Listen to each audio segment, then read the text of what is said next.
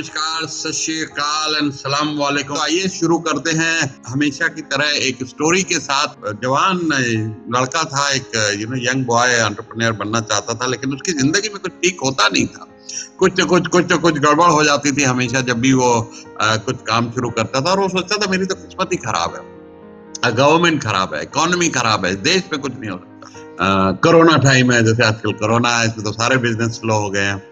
तो ऐसे चलते जब वो अपनी माँ के पास गया, उसकी माँ ने कहा आइए आपको मैं कुछ सिखाना चाहती हूँ। तो वो उसको किचन में ले गई। उसने कुछ आलू उठाए, 2-3 आलू उठाए, 2-3 अंडे उठाए और कॉफी बीन्स उठाए, और तीनों को अलग अलग बर्तन में उसने बॉयल किया।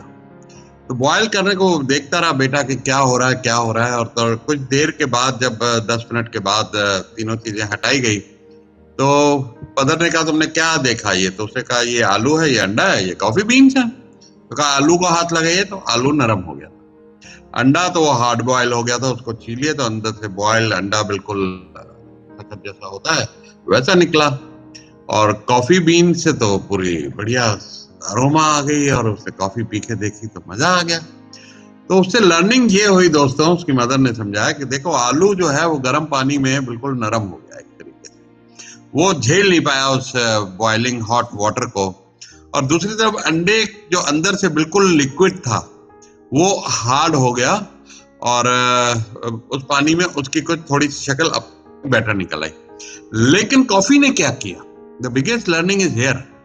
कॉफी ने क्या किया? कॉफी ने तो पानी को ही बदल दिया, पानी को कॉफी बना दिया। तो when you are strong, when you have resilience, आप जब मजबूत हैं तो आप अपने को तो बदल नहीं सकते, साथ में अपना माहौल भी आसपास बदल सकते हैं। तो जैसे कोरोना में लोग डिप्रेस हो रहे हैं, कुछ लोग वजन गेन कर रहे हैं, कुछ लोग खूब सारी शराब पी रहे हैं, कुछ लोग डिप्रेस हो गए हैं कि बिजनेस नहीं चल रहा है, क्या करें, बिल्कुल बैठ गए हैं, हमारा तो ट्रैवल था, रेस्टोरेंट था, बंद हो गया है। और कुछ तो मुझे ऐसे ऐसे अजीब अजीब फोन आते हैं। पिछले दिनों मुझे रात को 2 बजे मैसेज आ रहा था कि सर मैं सुसाइड कर लूंगा, मेरी तो जिंदगी बर्बाद होगी। तो इस तरह की माहौल में एक कॉफी बीन की तरह अपने माहौल तो बदलना ही बदलना अपने साथ साथ। तो आज दोस्तों बात करते हैं कि कस्टमर एक्विजिशन की। हम लोग अक्सर अपनी एडवर्टीजमेंट जब फेसबुक पे करते हैं, आप में से कितने लोग फेसबुक और गूगल पे ऐड चलाते हैं, या किसी तरह की अखबार में ऐड करते हैं, या मार्केटिंग पे किसी तरह का कुछ खर्च करते हैं? लिखिए कमेंट बॉक्स में मी अगर आप खर्च करते हैं। तो एक टर्म याद कीजिएगा कि customer acquisition cost, CAC। What is CAC?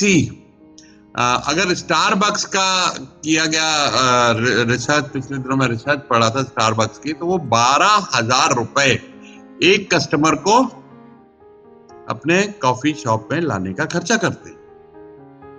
क्यों करते हैं इतना? क्योंकि कस्टमर तो 200 रुपए की कॉफी पिएगा और 12,000 रुपए का खर्चा हो रहा है अंदर आने में। तो उसकी वजह है कि उन्होंने पूरी रिसर्च की। इन लोगों के पास अच्छे अच्छे बड़े दिमागदार मार्केटिंग एक्सपर्ट होते हैं। इन लोगों ने अच्छी तरह रिसर्च की, अपने कोई डेटा उठा के कोई 1,000 कस्टमर्स का वर्ल्ड वाइड कि किस तरीके से कितनी बार ये वापस आते हैं। तो रिसर्च में, इंटरनेशनल रिसर्च में ये निकला कि तकरीबन $14,000 एक कस्टमर की लाइफ टाइम वैल्यू।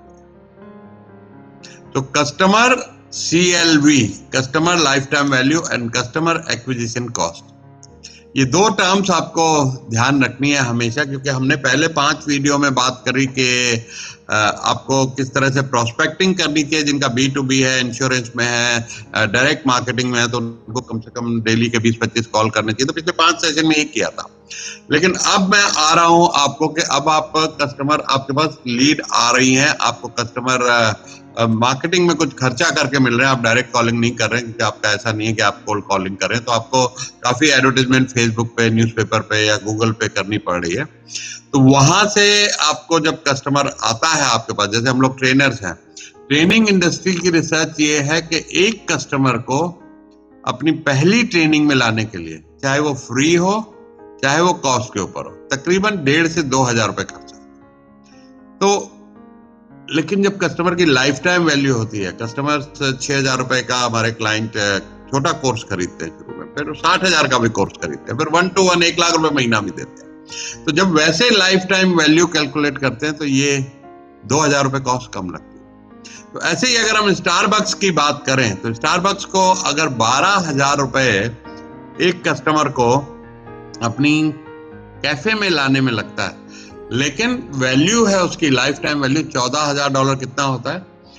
तकरीबन आप लगाएं $14,000 हो गया कोई 7 लाख रुपए से ऊपर हो गया, 8 लाख कुछ 70 रुपए का रेट है डॉलर का, तो 9,80,000 रुपए, 9,80,000 रुपए उसकी लाइफ टाइम वैल्यू होगी। कस्टमर जब एक बार आता है और उसको अच्छा लगता है तो वो लगातार आता है, कई बार आता है, फिर खाली कॉफी नहीं पीता, फिर उसके साथ वो कुछ स्नैक्स, कुछ पैटीज, कुछ ना कुछ सैंडविचेस, जो भी कुछ स्नैक्स होते हैं, कुछ ना कुछ वो स्नैक्स मंगाता है। फिर कई बार अपनी स्टारबक्स तो मशहूर है, मेरे घर के सामने है, मैं यहाँ पर कई बार अपनी बिजनेस मीटिंग्स करता हूँ। तो होते होते साल भर के अंदर तो मैं काफी खर्च वहां कर देता हूँ, मैंने तो गिना नहीं, लेकिन उन लोगों की रिसर्च है, एटलीस्ट मैं साल भर में अगर समझिए महीने में एक भी विजिट करता हूँ और 1,000 रुपए का बिल भी आता है तो 12,000 तो मैं ही खर्च।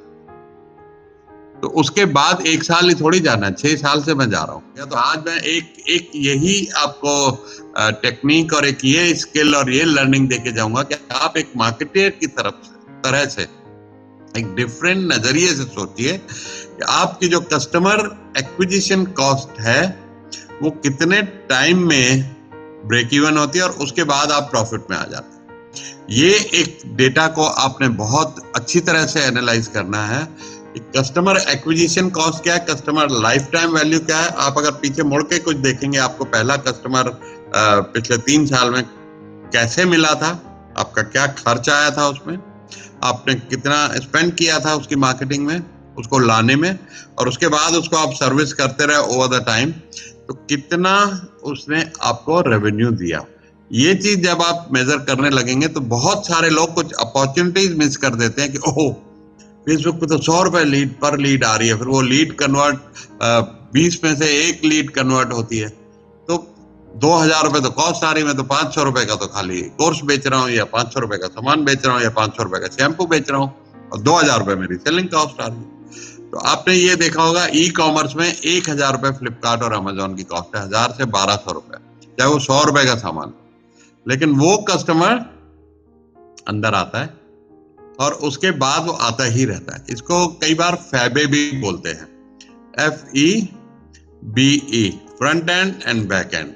तो कई बार आपको कस्टमर को अंदर लाने के लिए कुछ अट्रैक्टिव छोटा सामान कुछ सस्ते में बेचना पड़ता है, कोई सामान, इसको लॉस्ट लीडर भी बोलते हैं।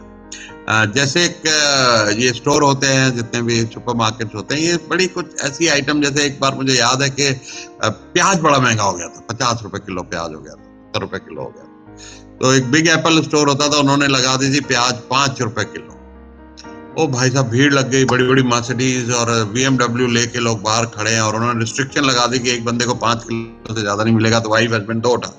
लेकिन होता क्या था कि वो कस्टमर अंदर आ रहा है और वहां से वो 4, 5, 10,000 रुपए का सामान बिल्कुल MRP पे लेके जा रहे हैं, और फिर वो कस्टमर को एक बार अंदर अच्छा माहौल लगा कि इनके पास सामान अच्छा है, वैरायटी अच्छी है, कस्टमर एक्सपीरियंस अच्छा AC स्टोर है, तो बार बार आएगा। तो ये सब कैलकुलेशंस होती हैं, customer acquisition cost, customer life time value, front end and back and.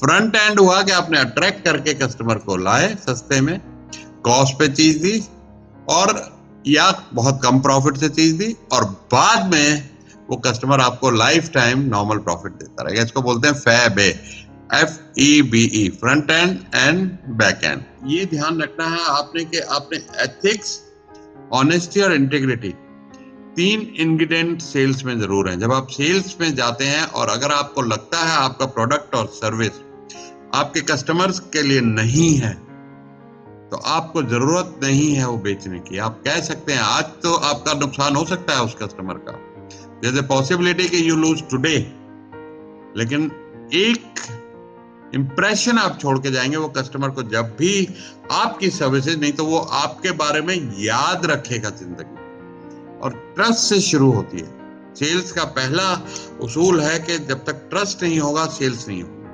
तो बिल्ड ट्रस्ट, अपना ट्रस्ट बनाना बहुत जरूरी है। और किताब में सजेस्ट करूंगा speed of trust by Stephen Covey. और उनका कहना ये कि I am happier when I am trusted and I bet you are too. हम लोग खुश रहते हैं जब हमारे ऊपर लोगों का ट्रस्ट रहता है, आपके क्लाइंट्स का आप पे ट्रस्ट रहेगा। तो Covey has done a masterful job teaching that trust is conditioned on our behavior and that we can consciously shift our behavior to deserve trust. This one realization can change your life. This is the best book by Stephen Covey.